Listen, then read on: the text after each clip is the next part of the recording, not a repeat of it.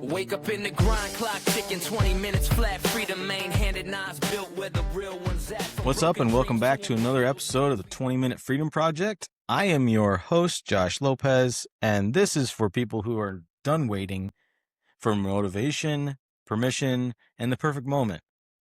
We talk about ownership, discipline, and building a life that is earned, not handed to you. So let's get into it. Today we're talking about something almost nobody talks about, even though it quietly affects everything in your life. And that thing is organization. Not the Instagram or the Pinterest or the super nice color-coded way. I'm talking about the mental weight, the invisible pressure, which sometimes is not very invisible. Depends on how it's set up. The clutter you've normalized. If your life feels heavy, or maybe heavier than it should, if your mind feels noisy, if you feel like you're behind even though you're doing a lot, there's a good chance you're carrying more than you realize. And this is about how you can let that go. You can remove drag physically, digitally, mentally. So execution becomes easier and momentum returns. There was a time in my life I had way too much stuff. I was holding on to everything. It just kind of felt like I needed to keep it. Maybe I was going to use it at some point, and it always felt heavier. I never knew exactly if I was going to use it or not, but I kept it no matter what. It didn't matter what it was. I always seemed to hold on to it, and it never seemed to be light. I could wake up, and there was an annoyance. I don't know what it was.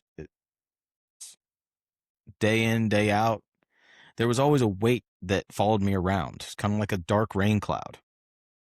And it was kind of like a low-level irritation all day long. Always feeling mentally drained. A little bit frustrated. There's always an underlying issue of some kind. Not really a crisis. Not really a collapse. Just a friction. Day in and day out. And then I had a friend come into my life, which helped me see a different way of living. It was not easy. There was tons of pressure that went along with this. It felt like I was being ripped away from a child or something dear to me, even though it was just some basic stuff that I hadn't touched in 5 years. It was weird that the level of difficulty of getting rid of some of these things was asinine. It made no sense, especially looking back on it. I think it took, I don't remember how long it took exactly, but it was a longer period of time than I would like to admit. It was insanely stressful and angry, and I had all sorts of emotions going through, and the amount of stuff at the end of the day that actually ended up in the dumpster was ridiculous. It wasn't because that I actually needed anything like that. There were certain things that I definitely came back to and was like, wait a minute, where was that? I know I had it. Where did I put it? Oh, I think it went in the dumpster. Freeing. It removed so much energy that was pulling me down that I don't even really like admitting the fact that I was actually holding on to that so much. If you've ever driven a car, especially an older car that doesn't ding when you leave the parking brake on, that's kind of how my life felt. Like I was driving around with the parking brake on, and I couldn't figure out why I wasn't going anywhere as fast as I wanted to. I was drained of energy, using more fuel than I needed to. I was ultimately not tired from just putting out too much effort. I was tired of excess. Most people think clutter in and of itself is extra clothes, old paperwork, random files, overflowing inbox. But clutter is not neutral. Clutter is an unresolved decision-making process. Every pile you've sorted, every folder you haven't cleaned, every commitment you haven't reassessed is an open loop in your brain. And your brain never ignores this open loop. It's always running in the background. That stack of papers you keep meaning to handle. It's mental tax. It's an open loop. Those clothes you never wear and won't get rid of and won't let go of, it's another open loop. They might seem small, but collectively, they create so much mental drag that you can drown in a crake.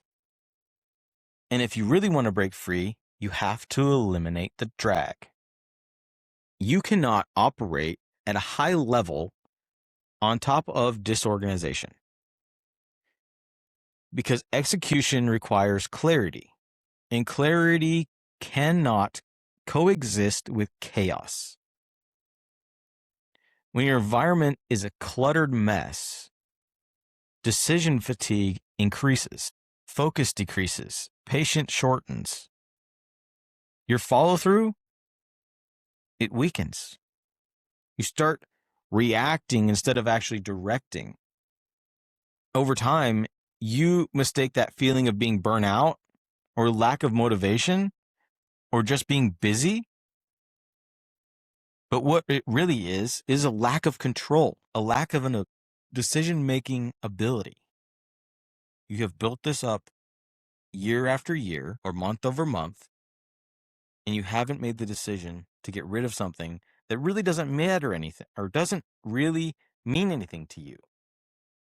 I remember looking for a simple document I knew I had. I dug through old folders, random downloads, emails, cloud drives, and I caught myself really just getting completely frustrated. Not because of the file, but because of how unnecessary the frustration was. And I was thinking that if I cannot control something this simple, what else am I truly letting slide? In that moment, it was not about the files. It was about how I have been operating up to that point. And let me be crystal clear. While we might enjoy neatness and everything in its place, this is not about being tidy. It's about ownership, taking full accountability of your organization and your clutter when the mental drain.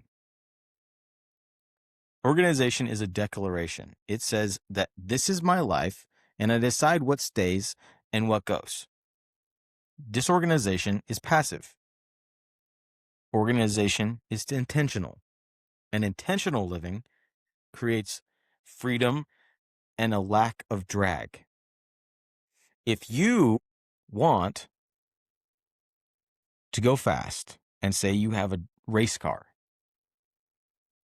you want to create as little drag as possible. I remember when I was a Boy Scout, we would create Pinewood Derbies and we would race them. And you could think of anything possible. You could have the sleekest design or the coolest car. But that ultimately didn't matter if you wanted to win the race.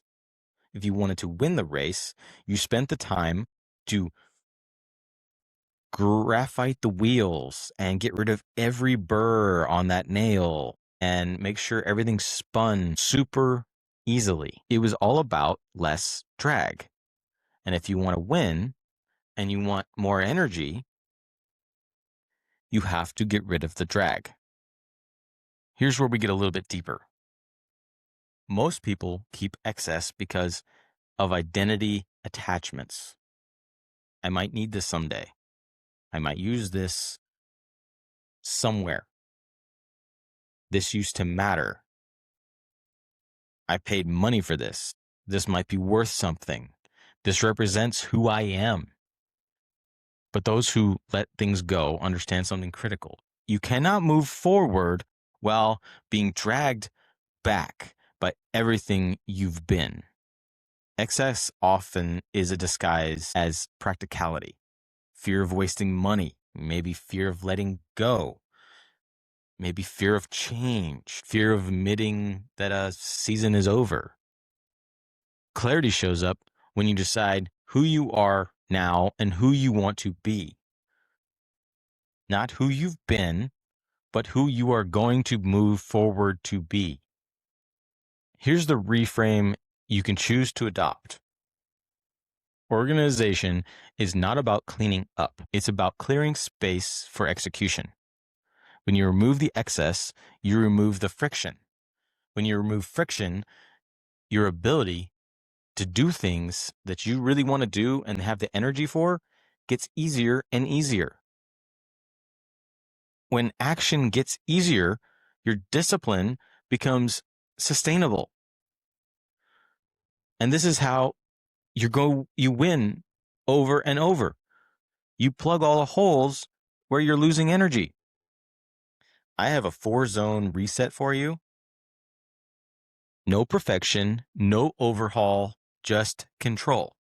The first zone is your physical space, your home, your car, your office. You're going to ask yourself one question. Does this support who I am now or where I am going? Or is this a vote for who I used to be? If it is a vote for who you used to be and not who you want to be, or where you are going, it goes. Physical clutter is the fastest place to start. It is usually one of the things that builds up the worst for most of us. And because it is the fastest place and sometimes the easiest place to start, depending on the person, it is the fastest way for you to feel relief. The second zone is your digital space. That can be your phone, your laptop, your email, your files. Your digital environment is where you spend most of your day.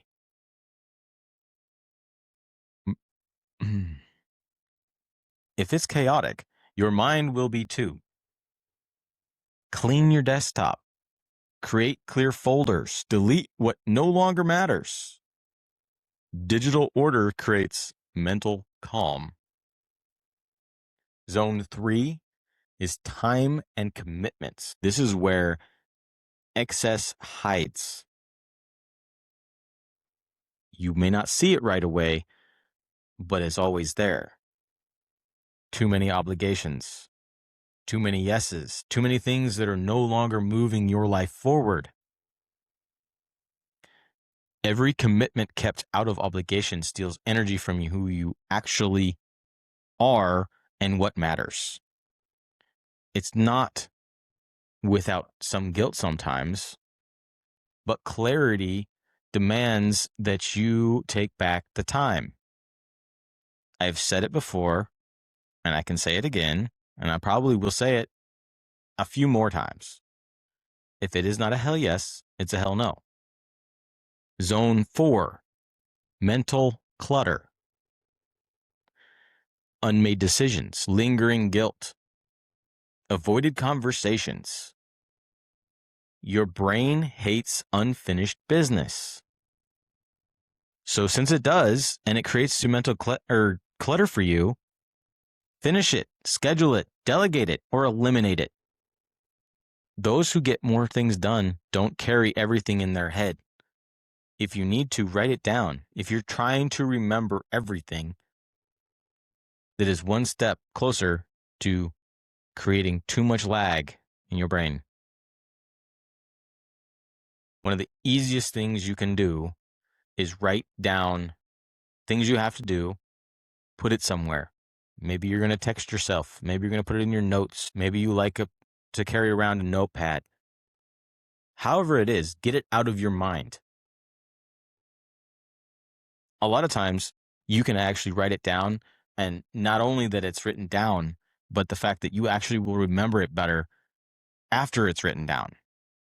I don't know how it works, but it works that way for me. It may not work that way for you, but it works out really well for me that way, and I'm more likely to remember it if I wrote it down. And after you start organizing your life, your mood improves. You're going to have more patience. Your confidence is going to rise. Your energy is going to start to return. Not because your life has somehow magically changed, but because because you have removed the drag.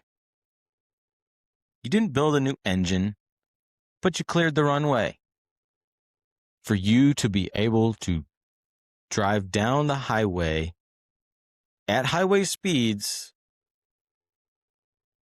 going to where you want to get to. Let's be honest. Most people don't avoid organizing or decluttering because it's hard. Well, there are people that do. They avoid it because it forces honesty. You have to confront what no longer fits, what you've been avoiding, what version of yourself you're ready to release. That confrontation is uncomfortable. And that's where your growth lies. You might be angry. That's okay. It comes with the road you're on. Here is your challenge. It's not everything.